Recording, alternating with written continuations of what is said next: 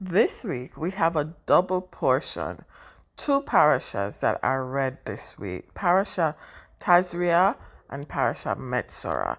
They cover Leviticus 12 through 15 and some portions of 2 Kings. We're going to start with Tazria. This is Leviticus 12 and 13. And the word or the phrase Tazria means she conceives. The parasha begins with speaking about what happens when a woman conceives.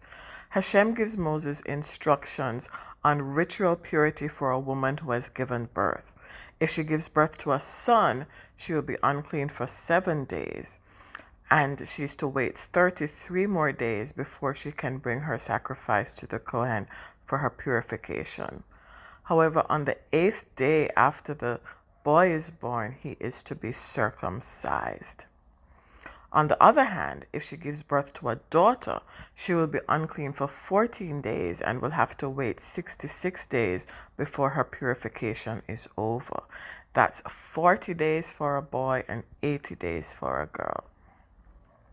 This is followed by instructions concerning tzara'at, which is often translated as leprosy, but which may be more broadly understood to cover a range of skin diseases.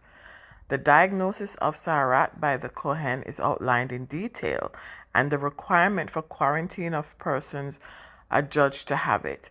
In addition, instructions are given regarding the possible infection of garments and houses with the tzara'at, and how these may be cleansed or, if needs be, destroyed.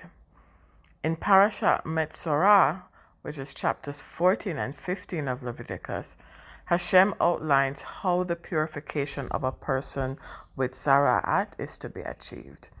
It is perhaps one of the most unusual ceremonies that is seen in the Torah and is an intricate ritual involving birds, running water, hyssop, and scarlet yarn, among other items.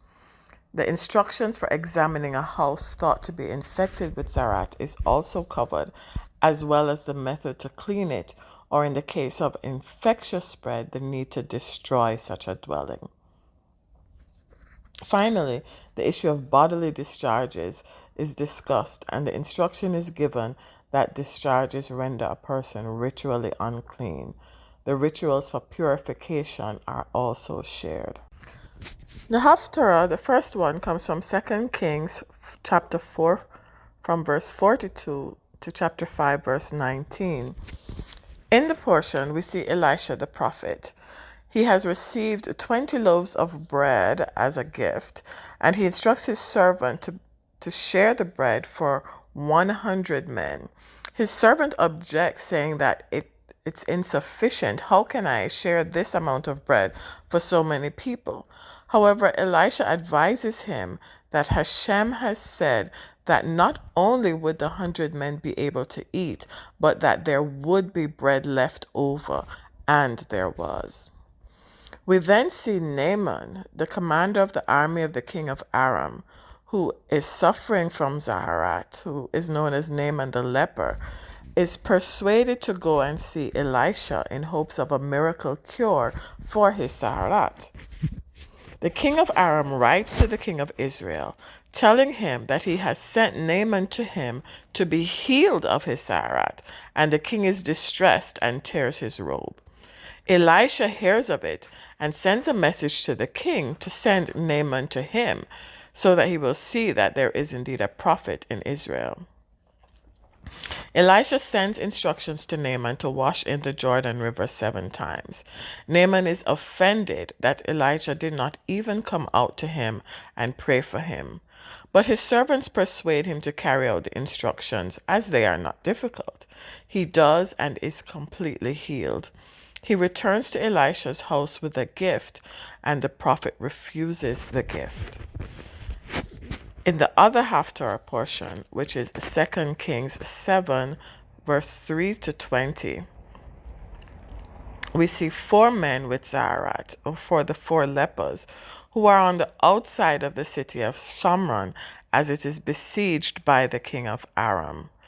They discover that the army of Aram has abandoned the siege and fled because Hashem caused them to hear a sound like that of a great army.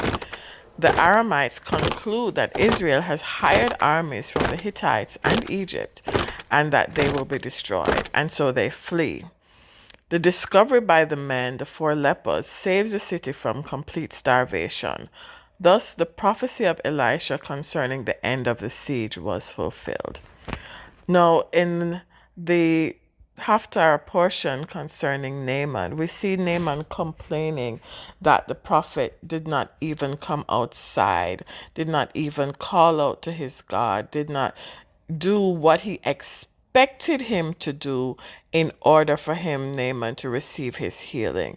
Now, how many times do we expect God or demand God or believe that God can only do something for us in the way that we imagine it? And how often do we miss out on what God has in store for us because we cannot conceive of how He would do it otherwise than what we think is the way or the best way or even the only way? And so I encourage you to trust God, to allow Him to work in the way that He wants to work, because after all, the word says that His ways are higher than our ways and His thoughts are far above our own. Shalom.